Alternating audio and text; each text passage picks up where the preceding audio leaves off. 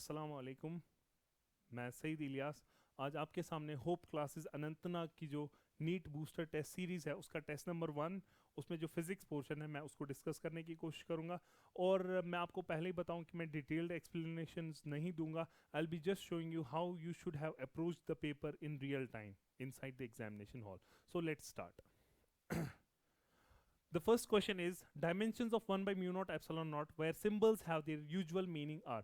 देखो dimensional formula के question solve करने के लिए आपको नजर होनी चाहिए फॉर्मूलाज पर, ठीक है। तो अगर आप ध्यान से देखोगे इलेक्ट्रोमैग्नेटिक वेव्स में आपने फॉर्मूला एक पढ़ा होगा सी, आपने पढ़ा होगा formula that c is equal to 1 upon under root of mu naught epsilon not.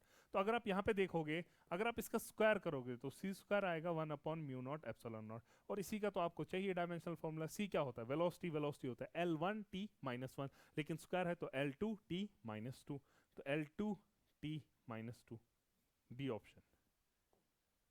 Next, the position of a particle at time t is given by this and ये x है और this is v naught by alpha 1 minus c power minus alpha t where v naught is a constant and alpha is greater than 0।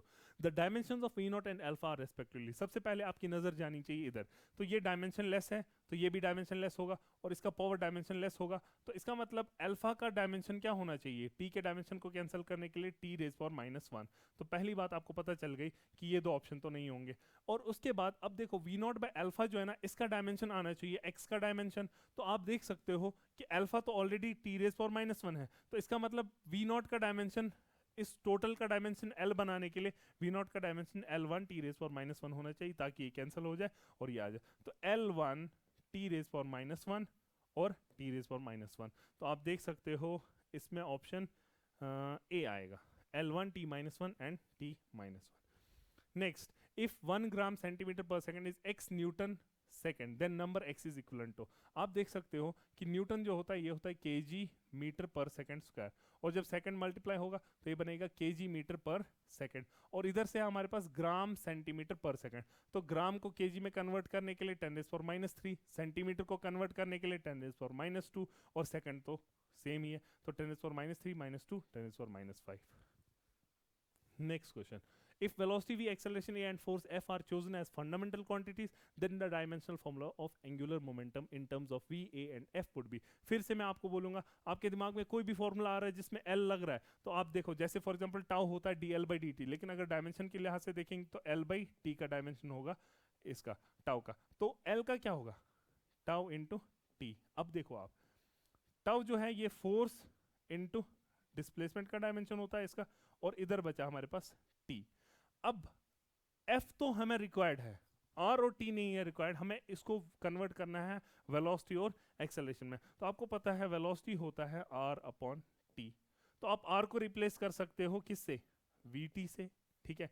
तो r को आप किससे replace कर सकते हो? vt से। तो ये क्या बनेगा? vt स्क्वायर, है ना। तो ये क्या बचेगा? बनेगा vt स्क्वायर। लेकिन t को खुद भी रिप्लेस करना है, तो आपको पता है acceleration is v by T, तो t क्या होगा?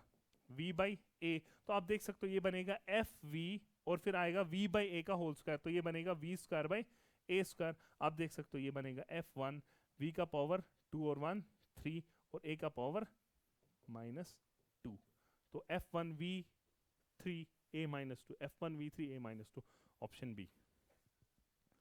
Next, the number of significant figures in 0.007 is. अगर आप इसको साइंटिफिक नोटेशन में लिखोगे और आपको पता है कि ये तो किसी फिजिकल क्वांटिटी का मेजर में डिनोट कर रहा है, तो number of significant figures is 7।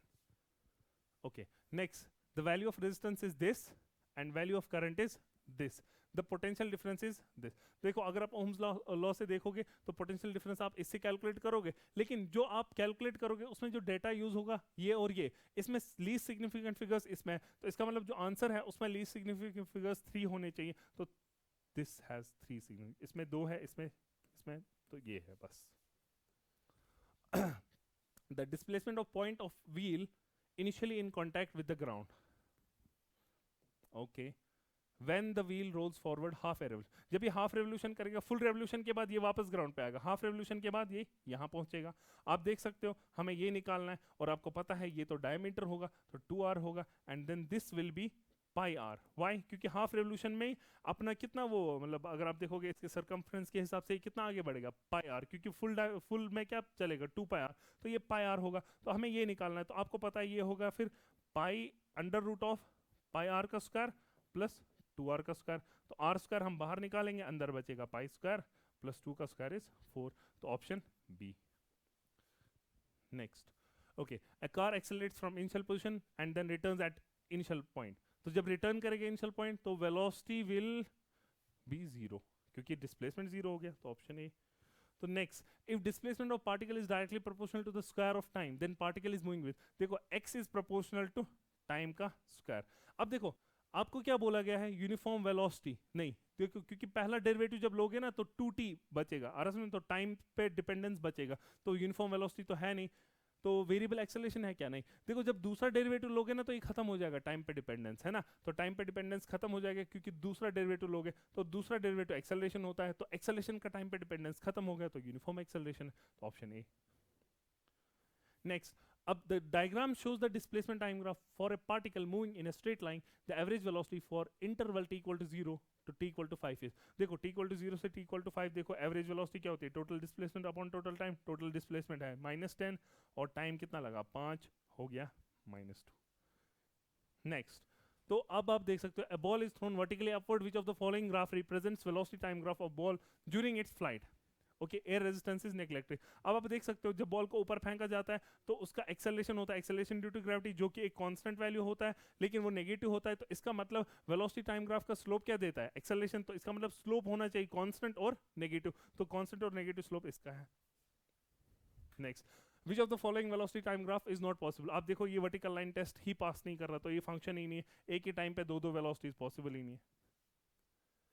Next, which one of the following graph represents the velocity of a steel ball which falls from a height onto a marble floor? तो velocity of the particle and time t, तो ये है graph. अब आप देखो जब marble floor पे गिरेगा उस टाइम भी एक्सेलरेशन जी ही रहेगा ना, क्योंकि ग्रेविटी के अंडर ये फॉल कर रहा है, तो एक्सेलरेशन जी रहेगा, तो वेलोसिटी टाइम ग्राफ का स्लोप नेगेटिव होगा, कांस्टेंट होगा, तो इसका पॉजिटिव है, ये भी नहीं होगा, इसका कांस्टेंट ही नहीं है, इसका भी कांस्टेंट नहीं है, इसका कांस्टेंट। अब जो ये डिक्रीज हो रहा है ये इस वजह से है कि हर बाउंस के बाद वेलोसिटी कम हो जाएगी। Next, a car moving with a speed of 50 km per hour can be stopped by brakes after at least 6 meters. The same car is moving at a speed of 100 km per hour. The minimum stopping distance is, अब आप देखो इसमें हमारे पास एक trick होती है कि अगर पहले s डिस्टेंस से रोका गया और अगर आपने स्पीड को n टाइम्स इंक्रीज किया तो अब n स्क्वायर s से रोका जाएगा, तो आपने स्पीड को डबल किया तो n स्क्वायर s के हिसाब से n2 हो जाएगा, तो ये 4 इंटू s, इनिशियल क्या है 6, तो ये हो गया 24। Next, the equation of projectile is y is equal to 16x minus 5x square by 4, the horizontal range is, देखो अगर आपने देखा होगा आप एक फॉर्मूला लिखते हो इक्वेशन ऑफ प्रोजेक्टाइल में y is equal to x tan theta 1 minus x by r, तो अगर आप इसको इस फॉर्म में लिखोगे तो आप 16x को कॉमन करो, आप देखोगे अंदर बचेगा 1 minus 5x divided by 4 into 16, तो इसका मतलब ये रेंज होगा 4 इंटू 16 अपॉन 5, और आप आराम से देख सकते हो 4 इंटू 16, 4 इंटू 10 हो गया 40, फिर बचा 4 इंटू 6 24, तो 40 प्लस 24 आएगा 64 अपॉन 5, और आप देख सकते हो 5 1 जा 5 और अब बचा 14, 5 2 जा 10, अब बचा 4, तो पॉइंट आएगा 0, 5 8 जा 12.8। Next, 2 seconds after projection a projectile is traveling in a direction inclined at 30 degree, तो देखो 2 seconds after projection प्रोजेक्टाइल जा रहा है ऐसे 30 डिग्री पे, तो मान लो इसकी वेलोसिटी v है, और after 1 more second it's travelling horizontally, तो एक और सेकंड के बाद ये हॉरिजॉन्टली ट्रैवल कर रहा है, इसका मतलब यहाँ तक इसको टाइम ऑफ फ्लाइट का आधा लगा होगा, टाइम ऑफ फ्लाइट होता है twice u sin theta by g, तो इसका मतलब u sin theta by g दिया है कितना 2 seconds plus 1 more second, so it is 3, तो इसका मतलब u sin थीटा आएगा हमारे पास 3 into g, that is 30 if we take g as 10। Okay, now तो u sin थीटा आ गया g, लेकिन आप देखो यहाँ पे हॉरिजॉन्टल वेलोसिटी क्या होगी v cos 30, और हॉरिजॉन्टल वेलोसिटी तो सेम रहती है क्योंकि acceleration in x direction is 0, तो आप बोल सकते हो v cos 30 भी जो है वो कितना है, v cos 30 कितना होगा u sin, तो v cos 30 आप देख सकते हो कि ये जो v cos 30 है यहाँ पे हॉरिजॉन्टल, और इधर इनिशियल क्या था u cos थीटा, हमें नहीं पता, तो u cos थीटा जो है वो किसके बराबर आएगा, आप देख सकते हो u तो u cos थीटा जो है हमारे पास आएगा v cos 30 के बराबर, ठीक है, v cos 30 के बराबर। और दूसरी बात, अगर आप देखो हमारे पास u, v और थीटा तीन वेरिएबल्स है और इक्वेशन दो ही है, इसलिए एक और इक्वेशन ढूंढने गया। हम क्या करेंगे, हम यहाँ पे y डायरेक्शन की मोशन को कंसिडर करेंगे। तो y डायरेक्शन में यहाँ पे क्या है, v sin 30, क्या है, v sin 30। और आपको पता है कि ये जो v sin 30 है, तो आपको पता है v is equal to u plus 80, तो v sin 30 किसके बराबर होगा फिर, v sin 30 बराबर होगा u sin 30 जो कि 30 है माइनस 80, मतलब minus g into T, time कितना है 2, तो ये आएगा 20, तो ये हो गया 10। तो v sin 30 10 है, और आप देख सकते हो इधर से हमारे पास u sin 30, v sin 30 कितना है 10 है, और v cos 30 कितना है, v cos 30 है u cos थीटा के बराबर। अब हमें इनको सॉल्व करना है। अगर आप यहां से देखोगे ये sin 30, ये यहां से हमारे पास एक चीज पता चल जाएगी, अगर हम इसको ये करेंगे डिवाइड करेंगे, तो मैं इधर से इसको रब करता हूं। तो हम क्या करेंगे, हम बोलेंगे कि u cos थीटा जो है ये v cos 30 के बराबर है, तो इसका मतलब v into root 3/2, v into root 3/2।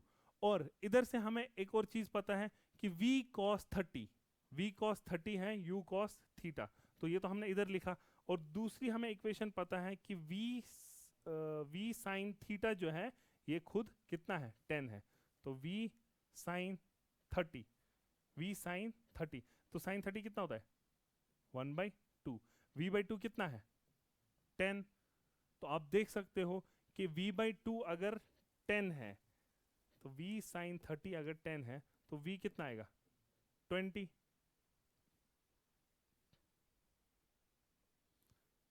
तो v आएगा 20। एक minute, so v cos 30 is v sin 30 is u cos 30, yes, v sin 30 is 10, then v/2 is 10, तो v should be, yes, so v is 20, तो हमारे पास v कितना आ गया 20। और अब हम देखेंगे u के टर्म में देखते हैं, आप v 20 आ गया, तो कहीं पे v को पुट करो, तो इधर से हमें दूसरी बात पता चल जाएगी कि u cos थीटा जो है ये v कितना है 20, cos 30 कितना होता है 20 रूट 3/2, तो u cos थीटा ये पता चल गया हमको 20 रूट 3/2, और u sin थीटा कितना है 30। अब हमें सिर्फ ये दो इक्वेशन चाहिए। तो देखो u sin theta is equal to 30 and u cos theta is equal to 20 root 3/2।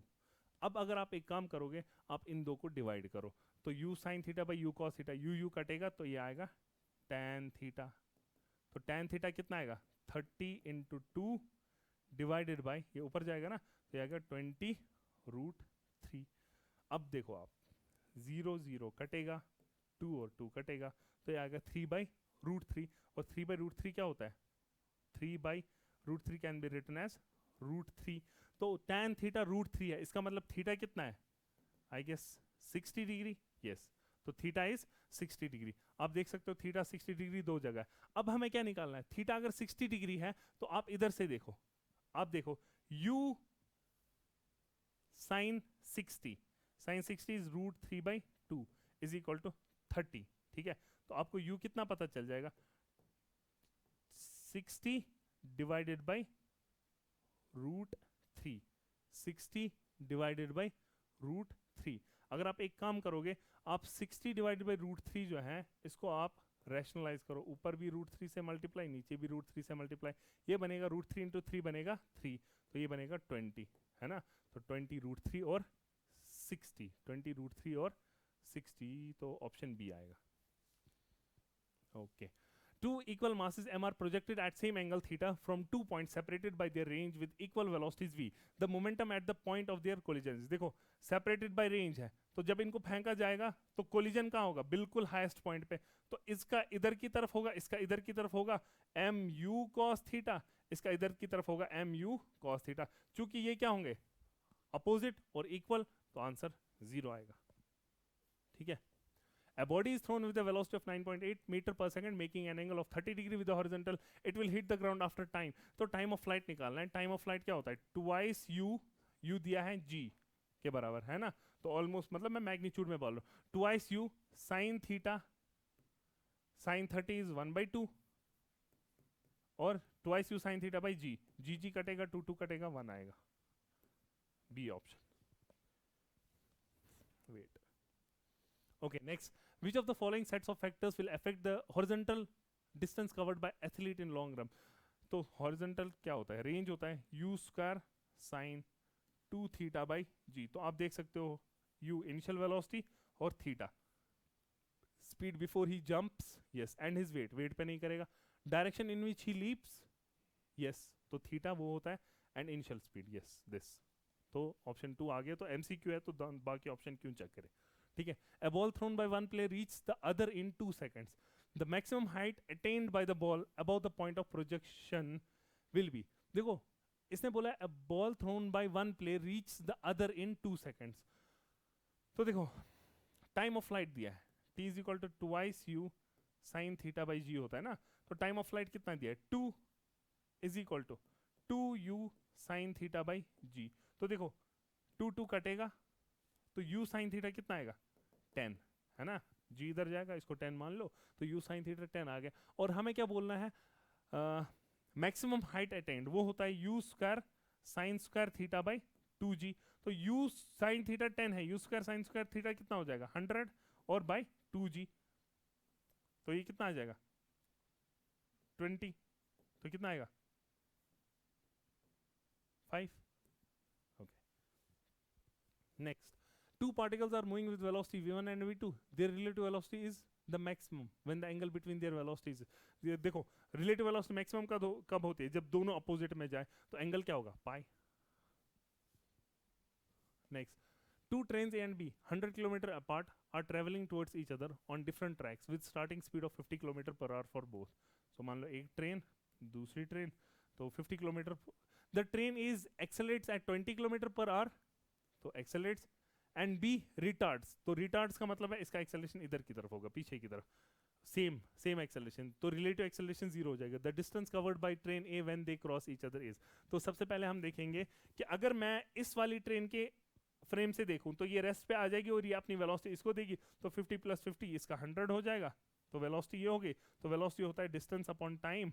तो आप देख सकते हो कि हमें क्या निकालना है, तो अगर हम देखें टाइम, तो डिस्टेंस ऑलरेडी दिया है 100 किलोमीटर, तो टाइम आएगा फिर 100 टाइम आएगा, फिर डिस्टेंस कितना है हमारे पास 100 किलोमीटर, और हमारे पास फिर वेलोसिटी है 100 किलोमीटर पर आवर, क्योंकि 50 इसका और 50 इसका, तो 100 किलोमीटर पर आवर, तो टाइम आएगा 1 आवर। क्या आएगा, टाइम आएगा 1 आवर। इसके बाद हमें क्या बोलना है, लेकिन हमें बोलना है the distance covered by train A when they cross each other, तो ए कितनी डिस्टेंस कवर करेगी, तो आपको पता है s is equal to u t plus half a t square, तो u इसका 50 है, टाइम 1 है, प्लस हाफ एक्सेलरेशन है इसका 20 और टी स्क्वायर हो गया 1, तो ये हो गया 10, 50 + 10 is 60, option D.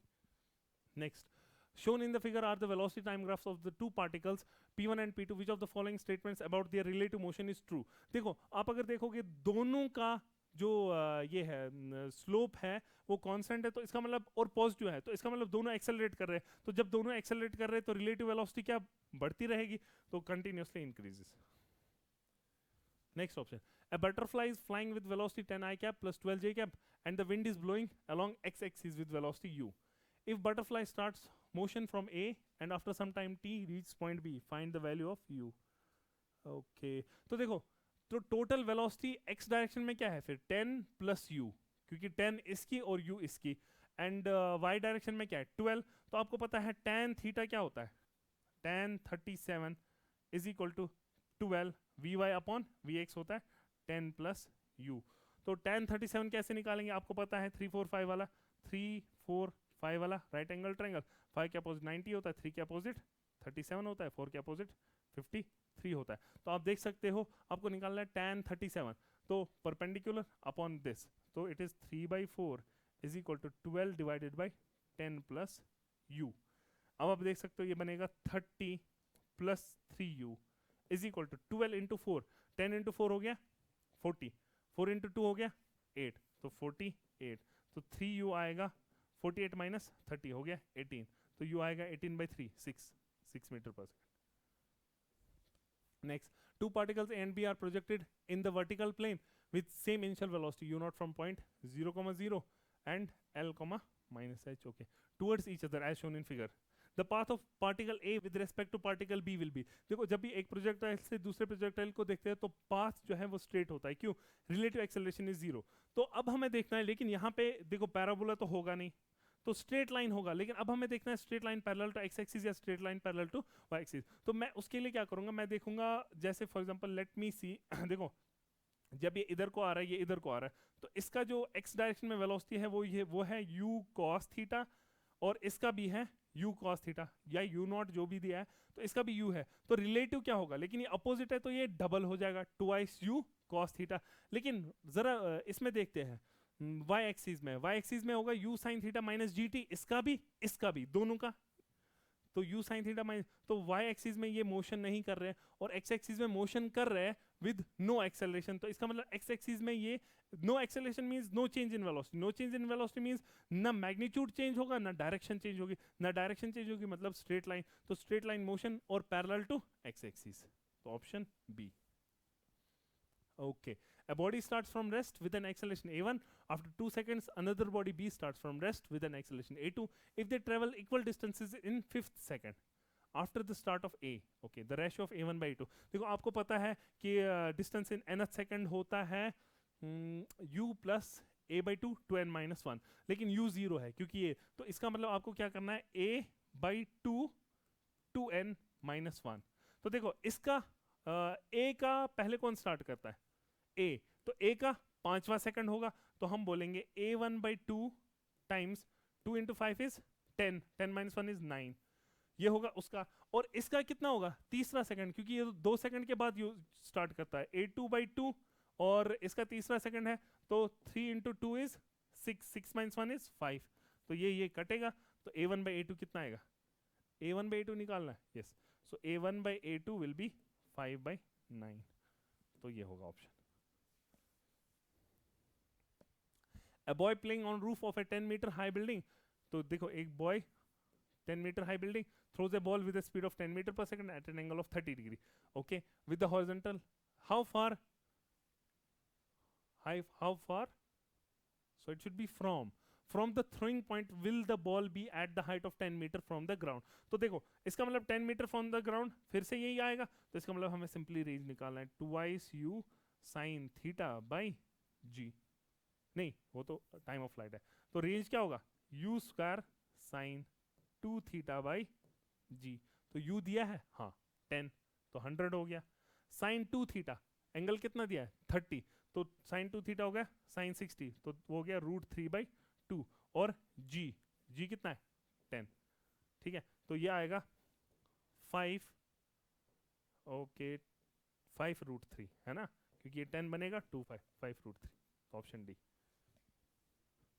Next, a student measures the distance traversed in free fall of a body initially at rest in a given time. He used this data to estimate g, the acceleration due to gravity. If the maximum percentage errors in measurement of distance and time are e1, distance का e1 और time का e2 respectively, then the percentage error in the estimation of g's। देखो आपको पता है ये क्या कर रहा है, ये distance measure कर रहा है, time measure कर रहा है और g निकालना चाहता है, तो आपको पता है s is equal to ut plus half at square में अगर आप u को 0 मान के देखोगे s is equal to half a g t square आएगा, तो g क्या आएगा s/t स्क्वायर, तो आप देख सकते हो कि इसमें मैक्सिमम एरर क्या आएगा, s का पावर 1 है तो इसका e1 आएगा, इसका पावर 2 है तो वो 2e2 आएगा, है ना, ये आप देख सकते हो वो लॉग्स वगैरह करके एरर्स में आप देख सकते हो लॉग लेते हैं दोनों साइड, तो ये यही होता है, जिसका जो पावर होता है वो नीचे आता है, तो 2e2 e1 plus 2e2, option B, ठीक है ना, तो मैक्सिमम निकालना है ना, तो इसलिए okay, so a boy standing at the top of a tower of 20 meter height drops a stone assuming g is 10, the velocity with which it hits the ground. आपको पता है जब भी किसी हाइट से किसी चीज को गिराते हैं तो वेलोसिटी क्या होती है, 2gh। क्या है, 2 इंटू 10, और हाइट कितना है 20, तो हो गया 400। 400 रूट क्या होता है 20। Okay, a particle moves in a circle of radius 5 centimeter with constant speed. Time period is 0.2 pi s. The acceleration of the particle is, okay, a particle moves in a circle of radius 5 centimeter. ठीक है, तो radius दिया है 5 centimeter with constant speed. Time period is this. The acceleration क्या होता है, v square by r। तो v होता है ओमेगा r, तो ये बनेगा omega square r square by r, तो ओमेगा स्क्वायर r बचेगा। तो और अब हमें क्या दिया है, टाइम पीरियड दिया है, तो ओमेगा क्या होता है 2 पाई बाई टी, तो ये बनेगा 4 पाई स्क्वायर अपॉन टी, 0.2 पाई का स्क्वायर, तो ये बनेगा 0.2 का स्क्वायर बनेगा 4 इंटू 10 टू द पावर -2, है ना, क्योंकि ये बनेगा 0.2 इंटू 0.2, हाँ, तो 4 डिवाइड, हाँ, तो 4 इंटू 10⁻², और इधर बनेगा पाई स्क्वायर, तो और इंटू आर करना है जो कि दिया है 5 सेंटीमीटर, तो 5 इंटू 10⁻², 10⁻², 10⁻² कटेगा, पाई स्क्वायर कटेगा, तो 4 भी कटेगा, तो 5 मीटर पर second. Okay, 6 vectors a through f have the magnitude and direction indicated in the figure. Which of the following statements is true? तो आपको triangle of vector addition पता ही होगा, b plus c is f। जरा देखो, ये b है plus c, अगर ऐसे आएगा तो ये तो ऐसे बनेगा, ये तो f जैसा है ही नहीं, तो ऑप्शन गलत। d plus c is f, d ऐसे है, plus c करो ऐसे, तो ये ऐसे बनेगा, f तो ऐसा है ही नहीं, तो ऑप्शन गलत। d plus e, d ऐसे है, e ऐसे है, तो d plus e ऐसे होगा, और f बिल्कुल ऐसा ही है, तो ऑप्शन सी, d को चेक ही नहीं करेंगे। चलो जी आ जाओ। In the given figure a is 15 metre पर second square represent the total acceleration of a particle moving in a clockwise direction in a circle of radius r। Okay, at a given instant the speed of particle is, हमें speed of particle देखो a ये दिया है, तो आपको पता है ना सेंटीमीटर एक्सेलरेशन होता है v स्क्वायर बाय r, तो देखो ये a है, तो सेंटीमीटर क्या होगा a cos 30, तो ये होगा a cos 30 is equal to v square by r कितना दिया है, r दिया था 2.5, तो 2.5, तो आपको यहाँ से a 15 दिया है, cos 30 होता है √3/2, और ये बनेगा फिर बराबर किसके, v स्क्वायर बाई 2.5 के, तो v स्क्वायर कितना आएगा 15 इंटू 2.5, तो ये बनेगा 15 इंटू 2.5 इंटू √3, 15 इंटू 2.5 इंटू √3/2। देखो आपको कैलकुलेशन करने की जरूरत नहीं, आप इसको ये कर सकते हो, इसको आप ये देख सकते हो कि सी 15 इंटू 2.5, 15 इंटू 2 इज 30, फिर 15 इंटू 0.5 इज 15 इंटू 0.5 इज 7.5, तो ये बनेगा 37.5, और मल्टीप्लाई होगा √3/2, √3 होता है 1.72, तो इसका मतलब ये 37.5 से कम होने वाला है, लेकिन बहुत ही कम नहीं होगा, तो 37.5 से अगर कम होगा तो मान लो ये लेकिन देखो 37.5 से कम होगा, लेकिन अब आपको नंबर्स की पहचान होनी चाहिए, तो ये इतना कम नहीं होगा कि ये 4.5 आ जाए, मतलब 4.5 कब होगा, देखो √16 होता है 4 और √25 होता है 5, तो ये 4 उसके बीच में नहीं आएगा, 16 और 25 के बीच में भी नहीं आएगा, और देखो और मुझे लगता है दिस 6.2 भी नहीं बचेगा, क्योंकि 37.5 जो है उसके बाद जब इसको मल्टीप्लाई करोगे तो ये 36 से नीचे चला जाएगा, तो ये 36 से नीचे चला जाएगा क्योंकि you are multiplying by something which is less than 1, लेकिन उतना भी लेस देन 1 नहीं है, तो 37.5 जब इससे मल्टीप्लाई होगा तो 36 से नीचे चला जाएगा, बट 25 तक नहीं जा पाएगा, तो मतलब 5 से बड़ा 6 से छोटा 5.7 should be the answer, but still इसको आप खुद चेक कर लेना क्योंकि मैंने इसमें बहुत गेसिंग की है। Okay, now two racing cars of mass m1 and m2 are moving in a circle of radius r1 and r2 respectively. Their speeds are such that each makes a complete circle in time t. The ratio of angular speeds of first to the second. देखो अगर same time लग रहा है t, तो आपको पता है omega क्या होता है 2 पाई बाई t। अब अगर t सेम है तो आपको पता है ओमेगा भी सेम ही होगा, क्योंकि 2 पाई तो कांस्टेंट है 1:1, क्योंकि जब सेम क्वांटिटी होती है तो रेशियो 1 होता है।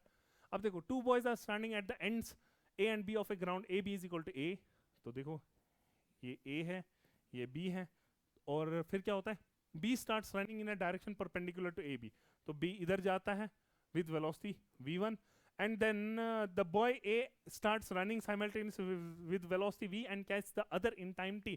तो ये इसको पकड़ लेता है, तो इसका मतलब ये इधर आएगा, तो मतलब इसकी वेलोसिटी क्या थी v, तो इसने कितनी डिस्टेंस कवर की होगी v1t, इसने कितनी की होगी कवर vt, और ये डिस्टेंस दी है a, हमें क्या निकालना है, हमें निकालना है t इज। तो देखो आपको पता है ये बन गया ना ये राइट एंगल ट्रायंगल, तो आपको पता है vt का होल स्क्वायर बराबर होगा v1t का स्क्वायर प्लस a का स्क्वायर। इसको इधर लेके आओ, टी स्क्वायर को कॉमन करो, तो ये यहाँ बचेगा v square minus v1 square, और वो होगा बराबर a स्क्वायर के। तो t किसके बराबर आएगा, t आएगा under root of a square upon v square minus v1 square,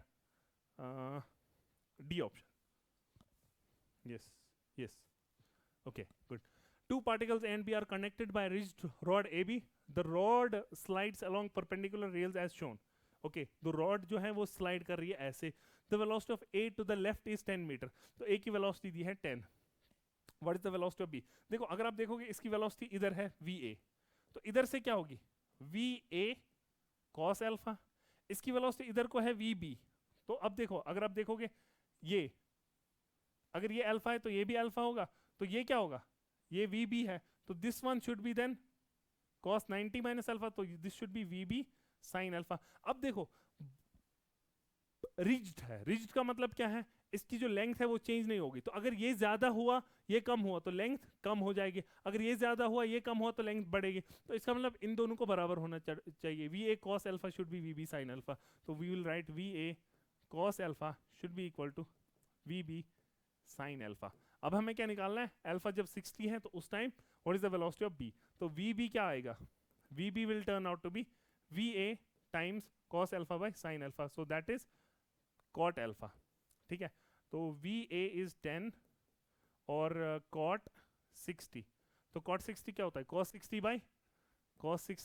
bye sin 60, तो 1/√3, तो VB will be 10 divided by √3, तो 10 डिवाइड बाय √3 ऑब्वियसली 10 से छोटा है, क्योंकि √3 1 से बड़ा है, तो इसका मतलब 10 से छोटा है, तो इसका मतलब ये ऑप्शन गया, ये ऑप्शन गया, और 9.8 भी नहीं होगा, क्योंकि देखो 10 से छोटा है, लेकिन √3 जो है ना ये थोड़ा मतलब आप इसको अप्रोक्सीमेट कर सकते हो 1.7, तो ये ऑलमोस्ट 2 के करीब जाता है, तो ये इसको 5 के करीब लाएगा, तो 5.8 आएगा।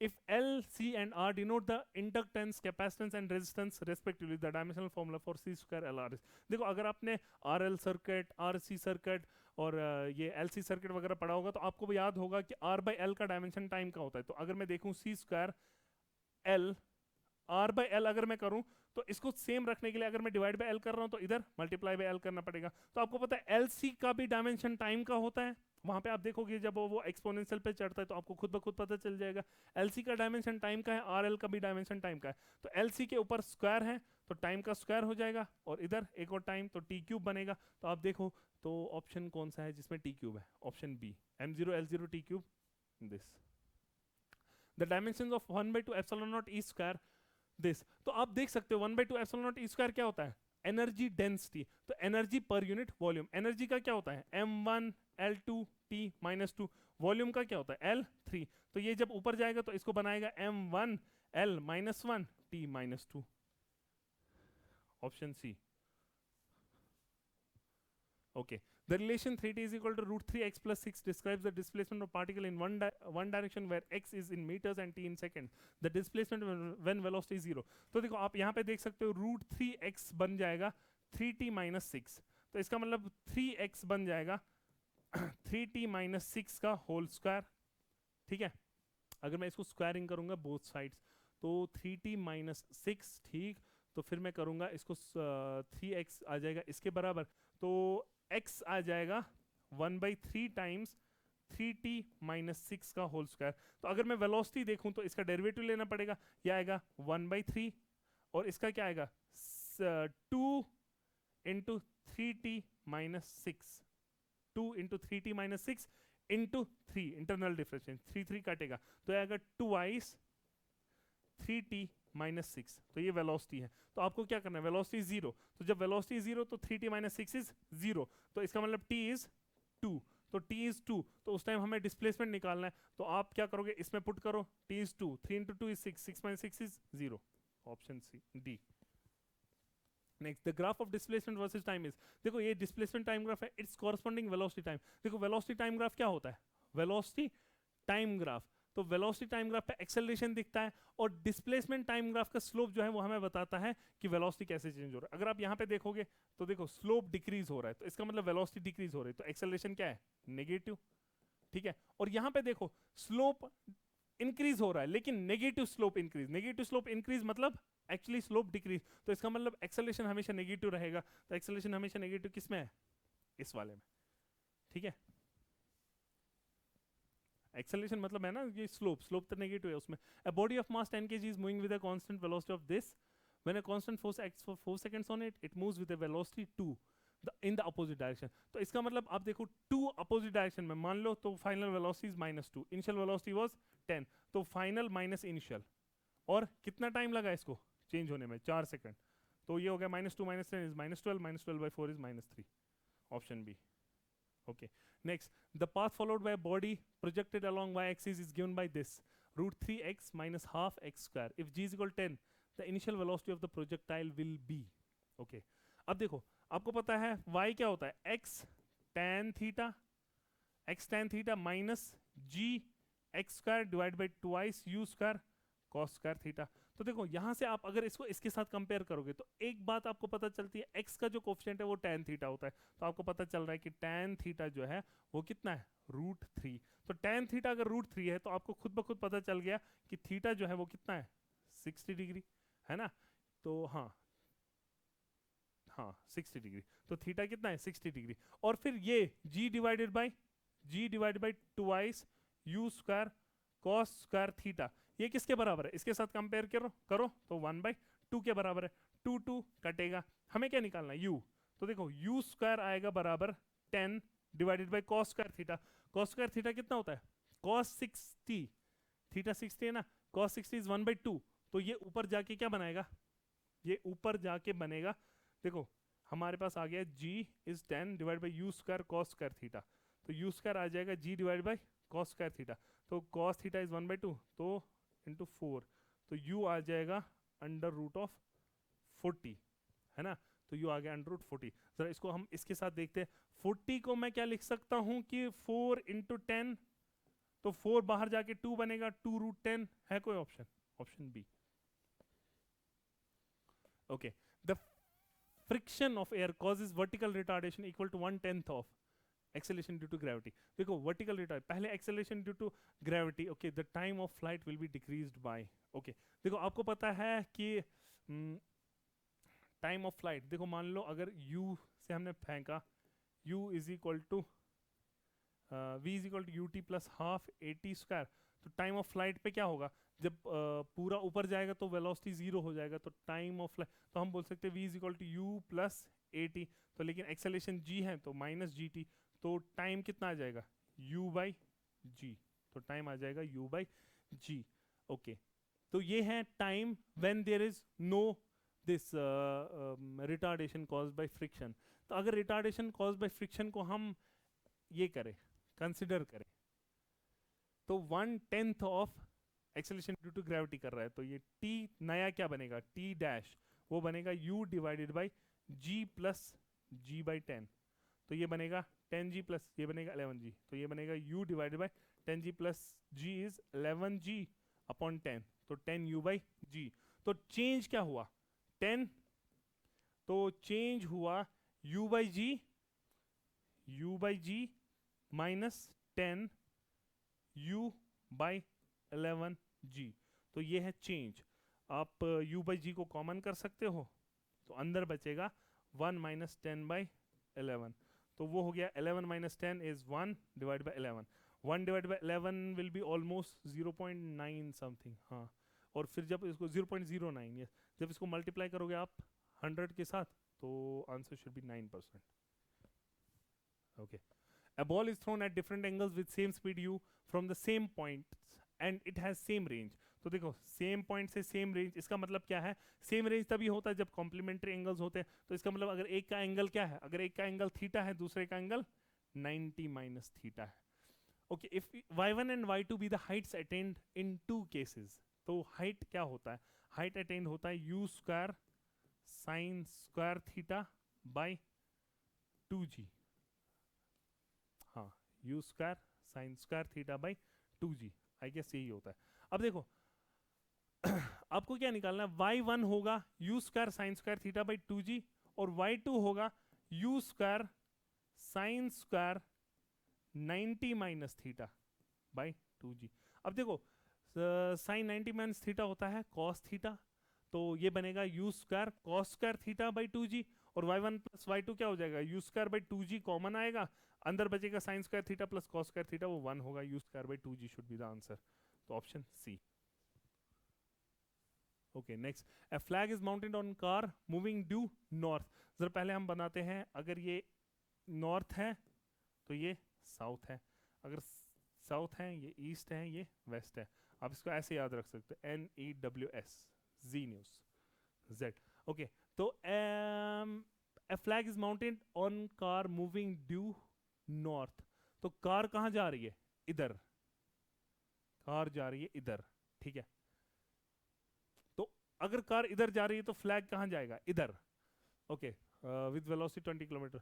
Strong winds are blowing due east. तो विंड्स इसको चाह रहे हैं इधर ले जाना. Okay, the flag will point in. अब देखो ये दोनों बराबर है तो बीच में से निकलेगा, तो फ्लैग इधर जाएगा. तो दिस इज साउथ ईस्ट है ना, साउथ और ईस्ट के बीच, south east. Okay, for a particle in uniformly accelerated circular motion. Uniformly accelerated है, तो जब एक्सेलरेटेड है तो इसका मतलब क्या होगा? Velocity is radial. No, velocity तो ये होगी. And acceleration has both radial and transverse. नहीं, एक्सेलरेशन वाला पार्ट सही है, उसका रेडियल भी होगा ट्रांसवर्स भी होगा, क्योंकि यूनिफॉर्मली एक्सेलरेटेड है. अगर एक्सेलरेटेड नहीं होता देन सिर्फ रेडियल होता. तो वेलोसिटी इज ट्रांसवर्स, यस. हाँ, वेलोसिटी देखो, वेलोसिटी इज रेडियल तक का तो ये यही नहीं बनता, तो B. Velocity is transverse, acceleration is radial only गलत है, तो ये बनेगा. Acceleration has both radial and transverse का, velocity is transverse, B part. The coordinates of moving particle at any time t are given by x is equal to at square, y is equal to bt square, the speed of particle. तो देखो जरा इसका x vx कितना होगा? 2at. vy कितना होगा? 2bt. और फिर अगर आप नेट वेलोसिटी निकालोगे वो होगा under root of vx square plus vy square, तो बनेगा 2at का स्क्वायर 2bt का स्क्वायर. तो 2t का स्क्वायर बाहर आ जाएगा, अंदर क्या बचेगा? a square plus b square. Option B. Okay, next. In an experiment, 4 quantities A, B, C, and D are measured with percentage error 1%, 2%, 3%. Quantity is calculated as follows. तो देखो मैंने आपको पहले ही बोला था, जो पावर होता है उसको मल्टीप्लाई. तो A का पावर 3 है, 3 into 1 is 3%. B का पावर 2 है, 2 into 2 is 4%. C का पावर 1 है, C into 3 is 3%. D का पावर 1 है, तो 4%. So इसको ऐड करो, 7, 8, 9, 10, 14, 14%. Okay, the speed of swimmer in still water is 20, the speed of river is 10 and is flowing due east. If he is standing on south bank and wish to cross the river along the shortest path, the angle at which he should make his strokes with respect to north is given by. देखो अगर ये shortest path में जाना चाहता है तो ये अपना ड्रिफ्ट जीरो करना चाहता है, और आपने पढ़ा है ड्रिफ्ट जीरो करने के लिए साइन थीटा क्या होता है? तो साइन थीटा होता है वेलोसिटी ऑफ, देखो साइन थीटा होगा अगर ये जिसका ज्यादा होगा, ज्यादा किसका है? साइन थीटा होगा 10/20, तो थीटा होगा 30, है ना, क्योंकि साइन थीटा 20/10 तो हो ही नहीं सकता, तो थीटा होगा 30 डिग्री. तो यहाँ पे 30 degree west should be the option, but अब 30 डिग्री लिखा है तो 30 degree. Two particles having mass m and m are moving in a circular path having radius r and r. If their time period are same, then the ratio of angular velocities is. देखो फिर से वही question, time period same है तो time period क्या होता है? 2 pi by omega. तो अगर टाइम पीरियड सेम है तो ओमेगा भी क्या होगा? सेम. तो इसका मतलब रेशियो क्या होगा? 1. Option C. And then the width of river is 1 kilometer, the velocity of boat is 5 kilometer per hour. Okay, the boat covers the width of river in shortest time of 15 minutes. Then the velocity of river is, मान लो velocity of river ऐसे है, river ऐसे जा रहा है और boat ऐसे जा रही है, तो let me call this v. Okay wait, ये देखो ये है नेट वेलोसिटी है ना, तो लेट्स से बोट ऐसे गया, ये u है, ये v है, then this must be under root of what should be this v square minus u square. Okay तो ये बनेगा, तो डिस्टेंस कितना है 1 किलोमीटर, तो वेलोसिटी होती है डिस्टेंस अपॉन टाइम, तो we will get this will be, आप इसको कैसे कर सकते हो, आप एक काम करोगे, आप बोलोगे velocity is distance upon time, distance is 1, हमें क्या निकालना है, then the velocity of river, तो हमें ये निकालना है वेलोसिटी ऑफ रिवर क्या होगा, under root of, let's say एक वेलोसिटी तो दी है 5 square minus v square is equal to 1 upon time कितना ले रहा है 15 मिनट, तो इसका मतलब 1/4 आवर्स के हिसाब से, क्योंकि इधर से किलोमीटर में दिया है ना, तो किलोमीटर पर आवर में निकालेंगे हम आंसर, तो ये बनेगा under root of 5 square minus v square is equal to 4, तो ये आएगा 16, एक्चुअली यहाँ पे होना चाहिए v square minus 5 square, yes it should be, yes v square minus 5 square, v square minus 5 square is equal to 1/1/4 हो गया 4, तो ये बनेगा 16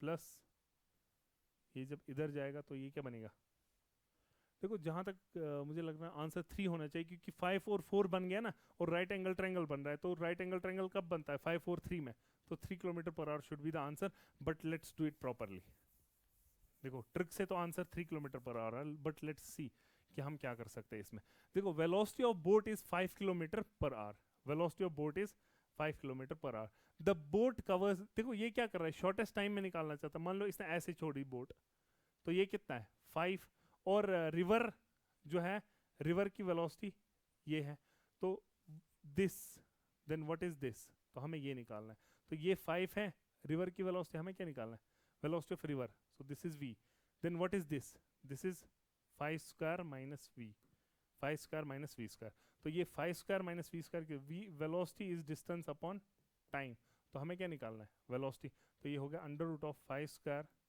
minus v square is equal to 1 divide by time कितना है 15 मिनट्स, तो दैट इज 1/4 आवर्स, तो 4 इधर जाएगा, तो ये आएगा 16 माइनस 5 का स्क्वायर इज 25, और इधर से आएगा v square is equal to 16 minus 25, तो माइनस वी स्क्वायर है ना, माइनस वी स्क्वायर 16 माइनस 25 कितना होगा -9, तो माइनस वी स्क्वायर आ गया -9, माइनस माइनस कटेगा वी आएगा 3, यस, तो इसका मतलब हमारा गैस सही था, तो yes that's it, thank you so much.